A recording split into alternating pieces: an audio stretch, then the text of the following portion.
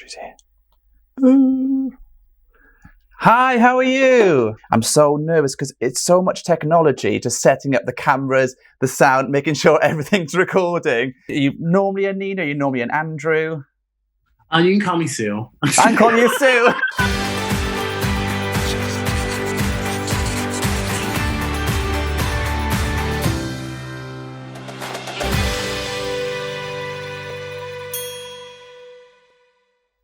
Hi guys, and welcome back to another episode of Lockdown Decent Exposure. Today, my guest is joining me from all the way across the Atlantic Ocean. It is, of course, Season 11 RuPaul's Drag Race Miss Congeniality, Miss Nina West. Hi, how are you? I'm great. Thank you so much for joining me. How are you? I'm wonderful. I'm thrilled to be here. Thanks for having me.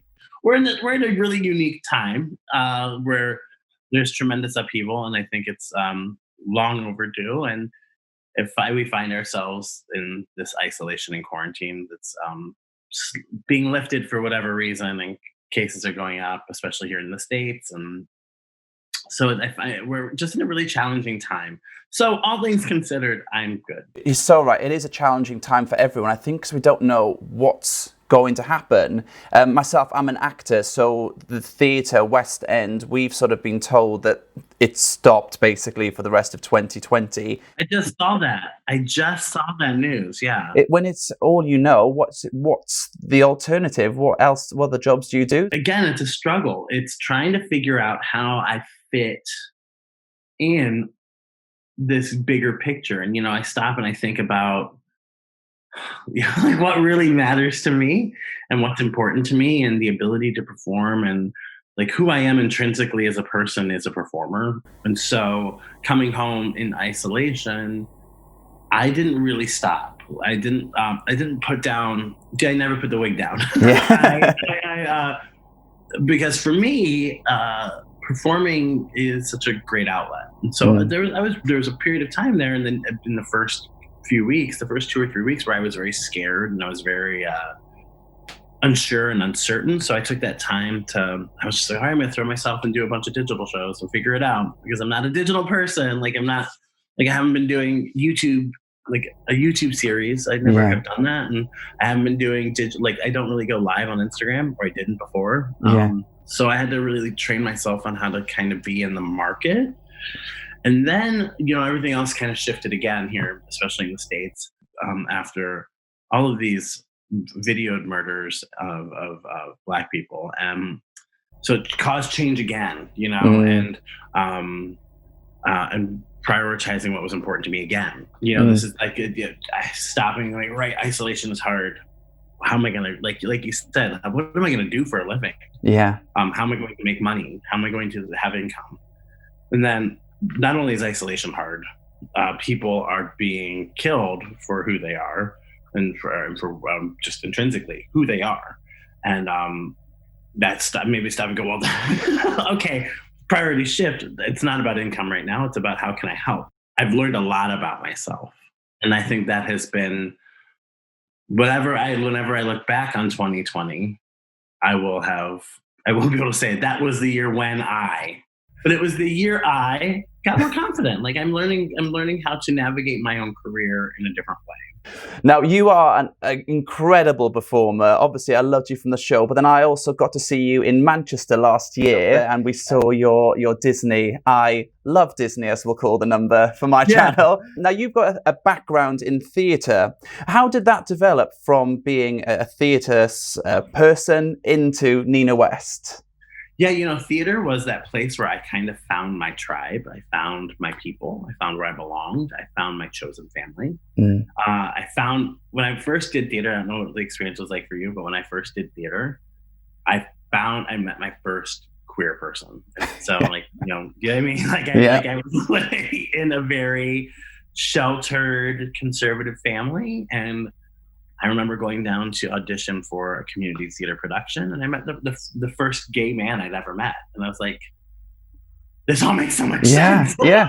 So theater has always been that kind of that saving grace for me. I really learned a lot about myself. I really learned how to negotiate with my relationships with people. I learned how to collaborate, which was a really important skill, especially at that age when I was like really fighting with so many different things. You know, I'm going like I'm pubescent. I'm Yeah. you know, like I'm cool. I'm figuring out that I'm gay. I'm trying to be so many different things and be closeted. And you know, this was a really hard time, and theater kind of gave me that safety net. So I took those kind of skills and that sense of family that I really grew connected to, because I think you can attest to, like, when you're in an experience with a group of people, even if it's a long-term experience, it's like, these are kind of my people. Like, yeah, definitely. Yeah, like they become like, family. Yes. Yeah. And so I wanted to foster that growth and that idea as I went into drag. Drag for me was never going to be drag. Yeah. In my mind, I had built up this, it's just not going to be drag. You know, I was going to go to New York after I graduated college. I was going to do theater. I was going to have this wonderful life of a Broadway performer. And then 9/11 happened, and I stayed home and tried drag because it was a creative outlet. So when I approached drag, I approached it with all of these skills I had learned in theater. All of the things I learned about character and those kinds of things when I was in college and theater, and when I went to drag, it was like, right, it's a character study. So every song, every 3-minute song or piece became a character or a script. So I was like, oh, this is my script. So if it was like, I kissed a girl, Katy Perry, it was like, right, okay, what's my script? Who's my character? What is it? I mean, I was a little too mental when I approached it. But that was my training, and I took it very seriously. Yeah. And so that's kind of how we came to camp for me, and camp theater. There was access to theater gave me access to drag. Like, it made me understand my character in a different way. Now, I do want to talk to you about, obviously, RuPaul's Drag Race. Yeah. So we recently saw you hand your crown over of Miss Congeniality to Heidi N. Closet, who I was so happy. She's so sweet. She's so lovely. Were you happy with your successor? Are you kidding me? Heidi, I fell in love with Heidi the second she walked in. She was, I think, just remarkable and funny and sweet and honest. And honest to a point of it was refreshing. It was like, right, yeah, you're all being mean, or you're all being, that's not true. Or, but she was also there with a laugh. Like, she was a fully realized competitor on the show. Sickening in the challenges, funny, heartwarming. I think she's incredible. I'm really excited once this whole isolation was over to work with her, because I've never met her in person, and laugh and have fun and talk about our gaps. We both have gap teeth. Now, also on that episode, we saw you get an incredible FaceTime from the one and only Dolly Parton. Oh my gosh. Did you just gag when they told you about that? So let me tell you. So we, I had this really crazy idea. I mean, I like to shoot from the moon. So I had this really crazy idea to want to include someone who is known for being kind. I don't know where I thought I had the ability or the right to do this. With my friend and publicist, I said, let's just ask Dolly if she wants to do it with me. And we did, and she said yes. And I was really grateful that World of Wonder allowed me to do it. I was filming at home, sitting at home, watching it at home. I didn't know how it was going to all come together. I'd seen the raw footage, and I was like, oh gosh, I'm so excited. I'm so excited people are going to see this. I don't know if there's ever been a time in my life where I didn't know who Dolly Parton was. I grew up in the 80s. I'm an 80s kid. Right. So, and that's when Dolly was doing 9 to 5 and Straight Talk. And, the Kenny Rogers collabs were everywhere. And they were always on award shows. And it was just like, who's this crazy country lady with big boobies? As I grew, I was like, oh, this is this really prolific, brilliant, legendary queen of country music, Dolly Parton. Now, as you just called it, the Queen of Country Music, and it also be quite pertinent to say that she's also the Queen of Kindness. I would think so. I've just seen the new collection of the Queen of Kindness, which is a collaboration between yourself and Dolly. Can you hit me. Like, what? Can you tell us a little bit more about the collection? Yeah, so the collection came out of this initial collaboration on Drag Race, and I just didn't want to. I just didn't want the fun to end, and I said, "Do you think you'd want to do like something together?" And she said yes, and it started with a T-shirt, and then I was like, "Well, wait, what if we just just add a couple more? Like, what if we do a pin, and what if we do a bag?" And she said, "Yeah." The collection benefits two incredible organizations: the Dolly Parton Imagination Library, which is an organization that puts books in kids' hands, regardless of their accessibility or financial resource. So kids are guaranteed books, and it helps promote literacy and education, and it's important stories that that are anti-bullying and confidence building. The other foundation is my foundation, the Nina West Foundation, and we're a grant giving organization that gives money to LGBTQIA organizations. And this partnership, all the money will specifically go to LGBTQIA youth organizations to help support safe spaces for queer positive youth across the country. So it's pretty exciting. And the collection, where is it available from? Is it from your website? It's on my website, ninawest.com/kindness or / I'll put all the details in the box below so people can click right across and check it all out. As we talked about, Miss Congeniality, Congenial for you is a lot more than just being nice on a TV program. It's it's a way of life for you. And as we just discussed then about the Nina West Foundation, which I believe is the only sort of drag-led foundation of its sort in America. Well, you've raised over like $2 million for all these different organizations. That's sweet. Yeah. How did that even come to fruition? Charity has always been like this really important component to the shows. And so at the end of I would do these big shows, like I was telling you about earlier. So I kind of cultivated and created I kind of followed in the tradition here in Columbus of these larger production size shows that have like a couple. It was initially, when I came into the picture, about a 2-week rehearsal process where you learn like a production number or two and then you perform this show. Right.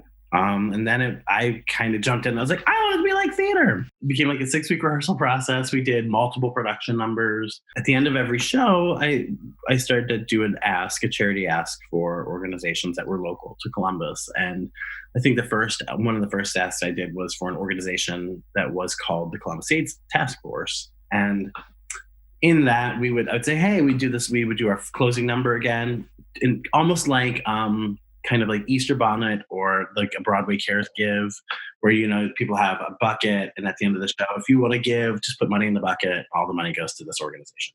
That's how really the giving started, and we took all of that money, and I would just hand them all the cash to the organizers or the organization that we chose to work with. So it'd be like, here's $1,000. People from Columbus AIDS Task Force, go ahead and take it. Bye. So I wanted to legitimize the giving, and I wanted to make sure that people understood also the power and the force of, I think, the LGBTQ plus drag and performance community in Columbus.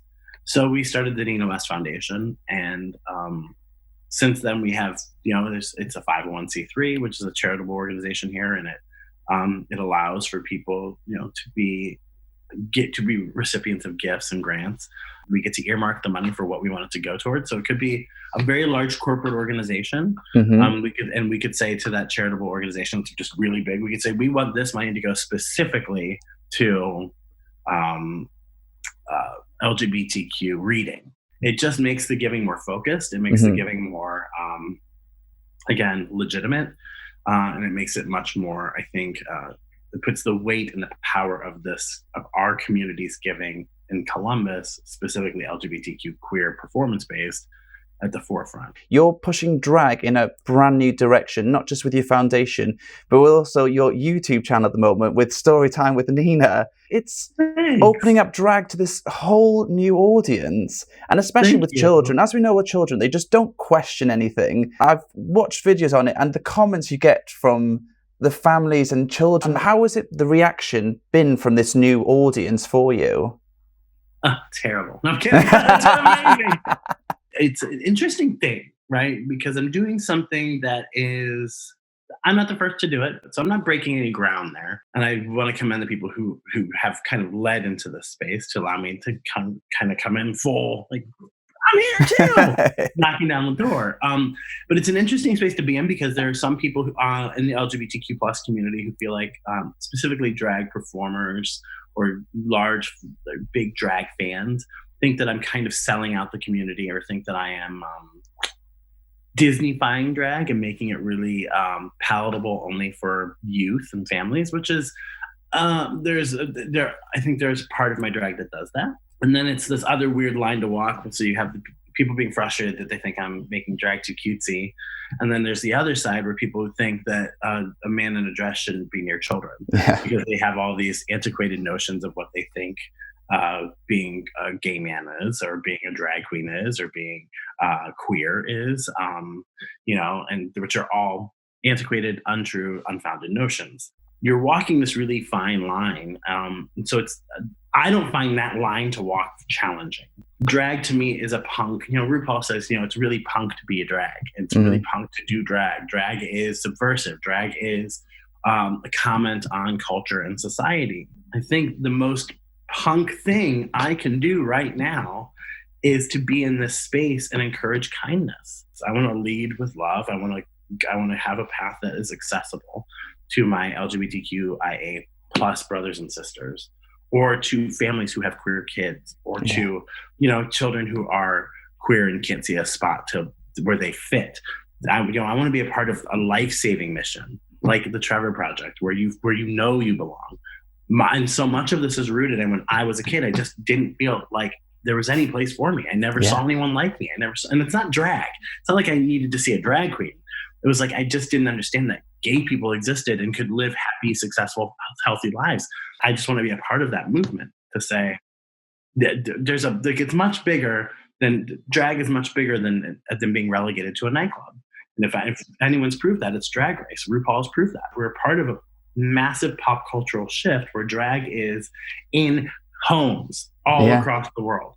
And I want to jump into the water and also say, here's a more accessible, fun content that is goofy, silly, and intrinsically still drag. It's just different.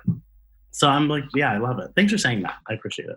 You're talking about spreading kindness into the world. I mean, I think the last couple of weeks has proved that kindness is needed more than ever. The UK, US is also in a state of unrest with the Black Lives Matters movement, but also in the US recently, we've just seen with the Trump administration trying to revoke rights for the LGBTQ plus workplace. The Supreme Court amazingly came in and said that's not happening. With that not being overturned, do you have hope for the future of America? We are in really challenging times in the United States. We have a leader I shouldn't say he's not a leader, but it's a misnomer. We have a person who is in the White House who is a racist, a misogynist, a homophobe, a xenophobe. He is the most dangerous thing to happen to this country. He and his followers are the most dangerous thing to happen to this country in a lifetime. And I don't say that in passing or in pith or just to try to get some kind of like that. It's intentional. It's very sincere. We're in really dangerous waters, and I think we're at a tipping point. And I think it's really important that Americans vote. That is very essential. To your question,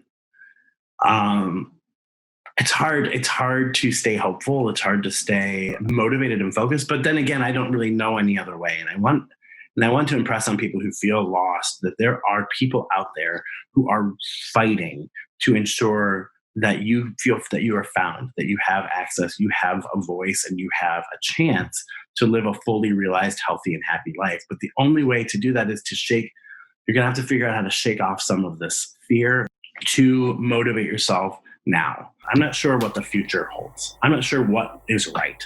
Mm-hmm. I'm not sure, what the best way to proceed is. I do know the first thing that has to happen is he has to be removed from office. Yeah. So we have to vote him out. I'm grateful that 6 people on our Supreme Court see value in LGBTQ plus Americans. And I'm sad that 3 of those Supreme Court justices don't. but it's still a win, and we still won that. And so we have to take that energy and allow that to springboard us into the next thing. I think what we face is this really dangerous culture of just thinking it's not going to happen to me. It's not going to hit me. This isn't going to reach me. It's like, I'm not Black. So it doesn't, like, this Black Lives Matter thing, that's just happening to people who live in big cities. If Black people can be murdered at the hands of police for excessive force and abuse of power, what makes you think they're going to stop? No Black person should ever feel that leaving their home might be the last time they ever leave their home. They shouldn't be afraid to be able to go to work, to be able to get into a car, being fearful that they're going to be stopped because of the color of their skin. Racism is alive and well in the United States, and if we don't address it, and if we don't kick it and kill it, we are at fault. Racism is not a Black person's problem. It is a white community's issue to deal with, resolve, and fix, and listen and be attentive and be present. And the only way we can do that is by showing up and by being in the moment and being present. And as a queer person, this is my movement too. And then it's Pride Month, how do I juggle my love for my community with this Black Lives Matter movement that is so essential and so important? And how do I piece this all together? Because again, I know it's been overstated, but it can't be oversaid. Pride was started by a Black trans woman. Yes. I have the ability to walk and hold my head high because of a Black trans woman, and Black and brown people, Black and brown queer people who gave me that right. Celebrating Pride means honoring these people who've come before us, who were Black and brown. And in this celebration, that means going and supporting the Black Lives Matter movement. Lifting up, amplifying, as they say, amplifying melanated voices, amplifying queer LGBT voices, reminding people that Black trans lives matter, reminding people that, these can never be overstated and overshared. I just hope we keep putting the foot on the pedal and pushing. My last episode of Decent Exposure, I had two incredible actresses from London's West End, two Black ladies, and we talked about how racism has affected them throughout their career. What really upset me at the end, during my questions at the end, one of my questions is, what is your greatest fear? And both of them said, we're just worried that this is going to be a phase. It's trending, it's a hashtag, and everyone is a part of it at the moment. But as you said, it's about keeping your foot on the gas, not letting up. And it is difficult to keep the momentum going. White people who believe in practicing allyship and who believe in standing in this movement and in this moment must show up all the time. You can't, it's more than just an Instagram post. Yeah. And it's more than just looking at, look, I made a donation, and then posting a receipt. That's great. That's great. You can, it feels really performative, actually show up. And allow your black brothers and sisters, your Black and brown brothers and sisters, an opportunity to just take a step back, catch a breath. Another really powerful thing that I've heard and learned and read is that I have to, and it's much like a heterosexual counterpart with the LGBTQ+ community, but I have to practice allyship every single day. And I have to be willing to confront systemic and systematic racism when I see it. Having things worth having are hard. Yeah. This is hard work, but we have to do it together. Great. Now, Nina, now comes the part of the show where I get decent exposure on you. I'm going to ask you a series of questions and you just answer in your own time. So my first question for you, what is an item you couldn't live without? Oh my gosh. I don't want to say it, but probably my cell phone. I don't want to say it, but myself. Question number 2. Which talent or skill would you most like to wake up with tomorrow? I wish I could play the piano. Oh, really? I wish I could play the piano. Yeah, I wish I could do that. I should just try to learn. I wish I could do that. What is your most overused word or phrase? I have a tendency to say, do you know what I mean? It's like a habit that I've gotten into, I think, affirm that people are listening to me. I don't like really wanting a response. It's like, do you know what I mean? I just want like, oh, you're committed to hearing me blab on. Do you know what I mean? I say that a lot. Question number 4, a job you would like to do besides your own? I think, you know, if I wasn't a performer or a drag queen, I think maybe be a lawyer. I mean, I'm kind of an activist. Yeah, I mean, I am an activist, so it's like maybe a lawyer. A quality you like about yourself? I really do like my kindness. I like my heart. For so long, I thought it was a weakness. You know, I thought, oh, people think I'm so nice is not. There's nothing exciting about being nice. There's nothing, you know, there's nothing dangerous. There's nothing, you know, I think romantic about nice. But I've really settled into like who I am, and I really like that about myself. Now, a quality you dislike about yourself? My lack of patience. I'm not a very patient person. I just like, if we're gonna do something, let's do it. Like, I'm getting notifications, girl. See, I'm very. Yeah, just like I'm not. I wish I could be more patient. A quality you like in other people? Honesty. Now, a quality you dislike in other people? Dishonesty. And I don't like mean people. Like, it's not like drag culture of the read. I think that's really great. It's like people going out of their way to really hurt people with their words or their actions. That to me seems like that existence for that person is really sad. Saying horrible things online just because you can, because you're at a computer screen and no one really knows who you are, or you might be halfway around the world. I think you're a terrible person. I think those are pretty terrible people. Now, what has been your greatest accomplishment in life so far? I don't know. That's a really good one. Maybe my greatest accomplishment would be that I've been a willing and able student, and I haven't given up on myself. I think that's a pretty because I think everything else kind of stems from that. You know, like I still believe that I'm like teachable, and I still believe that I can learn new things, and I can learn new ways of being even a better person, and you know, learn and also embracing my imperfections and saying, you know, yeah, I mean, like I'm still learning. You know, we can have a fully technicolor, bright, realized, beautiful life if we just allow ourselves to keep learning and keep being present. What is your greatest fear in life so far? I fear people who I think maybe aren't willing to grow or change. I fear failure. I mean, there's like, I fear not living up to my own standard of myself. Sometimes I fear letting people down. I like really, that is like a big thing for me. I just don't want to let people down. That's like major. I don't think that's my greatest fear in life. But these are like just like small idiosyncrasies about my personality. This is a lovely therapy session.